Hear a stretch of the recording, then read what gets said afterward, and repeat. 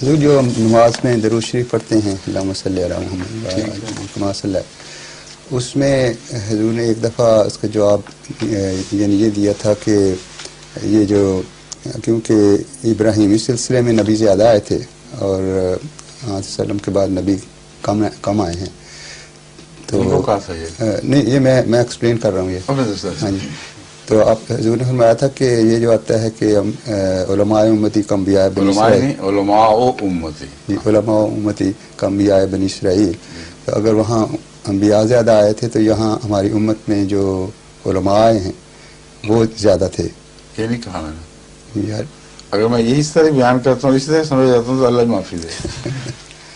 میں نے یہ مضمون بیان کیا تھا کہ بظاہر لوگ یہ سمجھتے ہیں کہ حضرت مسیح موعود علیہ السلام تک جو وقفہ ہے اس لحاظ سے یہ امت ابراہیم کے مقابلے پر انعامات میں کم ہو گئی کیونکہ ان کو کوئی نبی نظر نہیں آتا.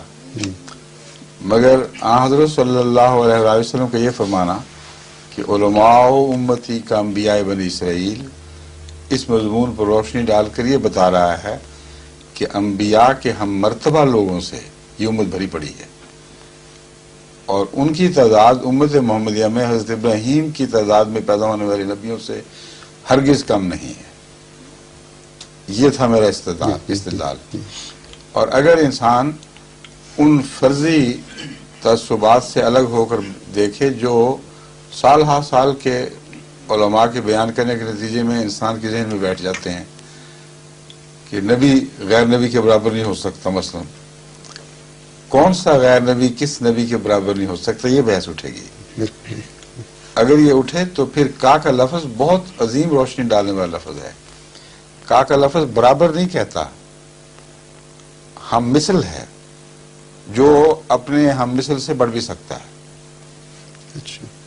یہ ہے بنیادی مضمون جو دیکھنے والا ہے. اسی لیے میں نے اس کے ساتھ ہی ایک اور آیت پڑھ کے سنائی تھی کہ حضرت صلی اللہ علیہ وآلہ وسلم کو حضرت موسیٰ سے تشبیہ دیتے ہوئے فرمایا کما ارسلنا الی فرعون رسولا. اب کما ہے لفظ، کیا اس کے نتیجے میں موسیٰ کو رسول اللہ صلی اللہ علیہ وسلم پر فضیلت حاصل ہوگی؟ کیا اس کے نتیجے میں ہم مرتبہ ہونا ظاہر ہوگا؟ کیونکہ لفظ کما نے بالکل اسی طرح مماثلت دکھائی ہے. صرف ہرگز ہم پلہ ہونا، ہرگز کم مرتبہ ہونا اس سے ظاہر نہیں ہوتا. بس مماثلت کا ایک عمومی طریق ہے، اس میں آگے بھی بڑھ سکتا ہے کم بھی ہو سکتا ہے، دونوں باتیں ہیں. پر حضرت صلی اللہ علیہ وسلم کے تعلق میں جو دوسری آیات ہیں وہ صاف روشنی ڈال رہی ہیں کہ آپ کم نہیں ہیں، یقیناً زیادہ ہیں. لیکن لفظ کما بظاہر یہ دکھا رہا ہے کہ گویا ایک جیسے مراد غلط ہے، مماثلت ہے. بس بنی اسرائیل کے انبیاء سے امت محمدیہ کے علماء کو ایک مماثلت ہے جو ان کو ہم پلہ بھی بنا سکتی ہے، مماثلت ان سے مرتبے میں بڑھا بھی سکتی ہے. میرا مسلک یہ ہے کہ یہ جو بیچ کے انبیاء تھے نا، جن کو میں حضرت صلی اللہ علیہ وسلم ایک قسم کے انبیاء بیان فرما رہے ہیں، ان میں جو غوث تھے، ان میں جو قطب تھے، ان میں خود صحابہ عظیم الشان شامل تھے. اگر آپ انصاف کی نظر سے بنی اسرائیل کے نبیوں سے ایک ایک سے مقابلہ کر کے دیکھ لیں، کیا آپ کا دل فیصلہ دے گا؟ یہ ان سے کمتر دکھائی دیں گے؟ سوال ہی نہیں پیدا ہوتا. بعد کے زمانے کی بھی ایک ولی ایسا ہے، ایک ولی جو شان میں 20 انبیاء بنی اسرائیل سے اونچا دکھائی دے رہا ہے. حضرت عبد القادر جیلانی جو پچھلے دور کے گزرے، صحابہ کو چھوڑے وہ تو مقام ہی الگ تھے. حضرت عبد القادر جیلانی کا دیکھیں، ان کی ساری زندگی، ان کے نشانات اگر مبالغوں کو چھوڑ بھی دیں تو یہ قطعی طور پر ثابت ہے، کیونکہ حضرت مسیح موعود علیہ السلام نے بھی ان کے اوپر جو روشنی ڈالی ہے. ایک بہت عظیم مرتبہ بزرگ تھے، ولی اللہ، خدا ان سے ہم کلام ہوتا تھا. تو اب ان کا مقابلہ کر کے دیکھیں دوسرے انبیاء بنی اسرائیل سے، کیا دل گواہی دے گا آپ کا؟ मौलवी के फतवे के हमारे बेशक ना बताएं कि मौलवी फतवा दे गए हैं, तुम कौन होते हो। मगर उम्मत मोहम्मदिया का मर्तबा दूसरी उम्मतों से ऊंचा है। ये बयान करके मैंने वजह ये बयान की थी कि देखें नबी का लक़ब क्यों ना दिया गया, ये मज़मून हज़रत मसीह मौऊद अलैहिस्सलाम ने खोल दिया। आपने फरमाया मगर नबी का लक़ब पाने के लिए मुझे एक ही को इंतखाब फरमाया गया। क्या वजह थी? वजह बड़ी वाज़ेह है। पुराने अंबिया में नबूवत की तारीफ निस्बतन छोटी थी और महदूद थी, उनके अमल के लिहाज से, उनके दायरा कार के लिहाज से। ये तारीफ सिर्फ हज़रत अक़दस मोहम्मद रसूलुल्लाह सल्लल्लाहु अलैहि वसल्लम के ज़माने में आलमगीर हुई है, इससे पहले कभी ना हुई। गोया नबूवत का दायरा कार इतना वसी कर दिया गया कि कुल आलम पर मुहित हो गया। इससे पहले बनी इसराइल या दीगर अंबिया का दायरा कार छोटी छोटी कौमों पर, छोटे छोटे इलाकों में, चंद मुल्कों तक ज़्यादा से ज़्यादा फैला हुआ था, इससे आगे नहीं था। तो मोहम्मद रसूलुल्लाह की उम्मत का नबी, वो नबी कैसे कहला सकता है जिसका दायरा कार अंबिया बनी इसराइल जितना छोटा छोटा दायरा कार हो और आलमी वसअत इख्तियार न कर जाए। पहली मरतबा तारीख में हज़रत मसीह मौऊद अलैहिस्सलाम जैसा एक मुजद्दिद पैदा हुआ है जिसने कुल आलम को मुखातब किया है और कुल आलम के लिए अपने आप को हज़रत सल्लल्लाहु अलैहि वसल्लम की गुलामी में बशीर और नज़ीर करार दिया है। कोई और है तो दिखाएं। 13 मुजद्दिद गुजरे या 14 गुजरे, जितने भी थे ज्यादा हैं इसलिए कि हर एक ने किसी ने किसी को, किसी ने किसी और को मुजद्दिद करार दिया। सबको शुमार कर लें, कोई एक निकाल के दिखाएं जिसने इस तरह आलमी खिताब किया हो और दुनिया की हर कौम को ललकारा हो। ये मजमून था जो मैं बयान करने की कोशिश कर रहा था। अगर मैं पूरी तरह आवाज़ें नहीं कर सका तो मेरी गलती है, मगर आपने अच्छा किया पूछ लिया। अब समझे इसकी तो बात समझ आ गई है। तो एक छोटी सी यहाँ सवाल मेरे ज़हन, छोटी सी सवाल नहीं, छोटा सा सवाल मेरे ज़हन में पैदा होता है।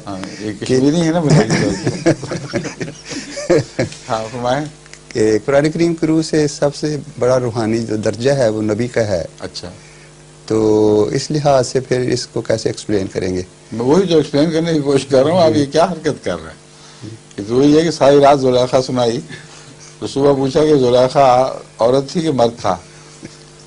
ये जो मैं बता रहा हूँ आपको, उम्मत मोहम्मदिया में नबूवत की तारीफें बहुत वसी हो गई हैं और उसके दायरे में गैर नबी का मर्तबा भी पुराने ज़माने की नबूवत की तारीफ से बढ़ गया है, जबकि नबूवत की पुरानी तारीफ इस पर सादिक आ जाएगी। मगर जब आलमी नबी ज़ाहिर हो गया तो पुरानी तारीफ कैसे काम देगी? ये जो मजमून है ये आपका कसूर नहीं है, हजरत मूसा को भी समझ नहीं आया था क्योंकि हदीस में आता है और मौलाना अशरफ अली थानवी ने भी गालिबन ये कोट की हुई है ना, वो जो है कि मेरी उम्मत का नबी बना। हाँ हाँ, ये जलालुद्दीन सयूती हैं उनकी किताब में खैर हवाला मुझे इससे याद नहीं, इनको भी शायद याद ना हो, मगर कहते हैं कि अल्लामा जलालुद्दीन सयूती ने इसको कोट किया है। बात के किसी आलिम ने भी लिखा है अपनी तफसीर में, जो हमारे मुखालिफिन उलमा है ना, इन लोगों में से भी किसी ने लिखा है।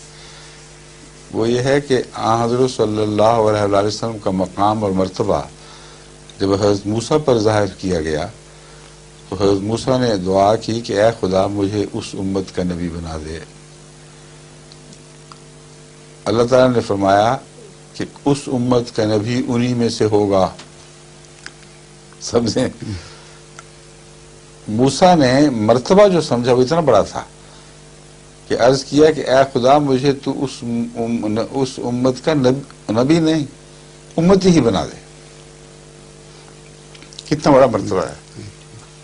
ऊपर खुदा ने उस पर फरमाया कि ये नहीं हो सकता, वो पहले है वो बाद में है। इसने वो तमाम मसाइल हल कर दिए जो ईसा को खींच कर दोबारा लाने वाले मसले हैं, वो उस पर भी रोशनी डाल दी। जो पहले हैं उनको खुदा दोबारा नहीं लाएगा। अब बताएं कि हज़रत मूसा ने उम्मत का क्या मर्तबा समझा कि मुझे उम्मती बना दे। خدا نے یہ جواب نہیں دیا کہ تیرا مرتبہ اونچا ہے، یہ میں بیان کرنا چاہتا ہوں اب. تو نبی کہاں اس نبی کا امتی، تجھے کیا ہو گیا ہے، کیوں اتنا عالیشان مقام چھوڑ کر نیچے اتر رہا ہے؟ ہرگز نہیں فرمایا. یہ فرمایا کہ تو پہلے ہے اور وہ بعد میں ہے، یہ ہو ہی نہیں سکتا.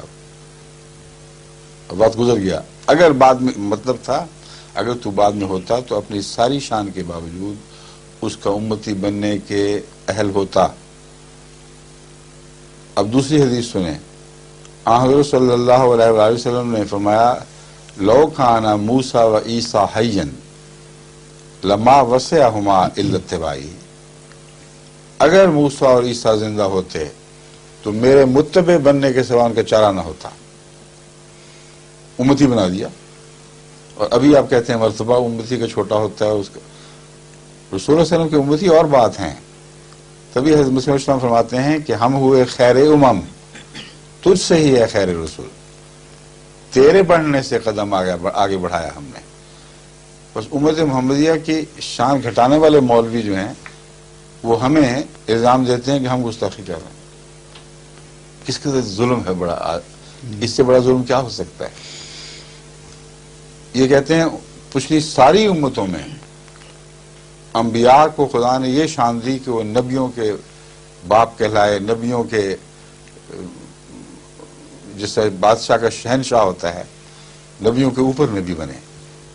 اور امت محمدیہ کو خدا نے ہمیشہ کے لیے معلوم کر دیا. نہ ان کو ایک دکھائی دیتے ہیں نہ زائد دکھائی دیتے ہیں.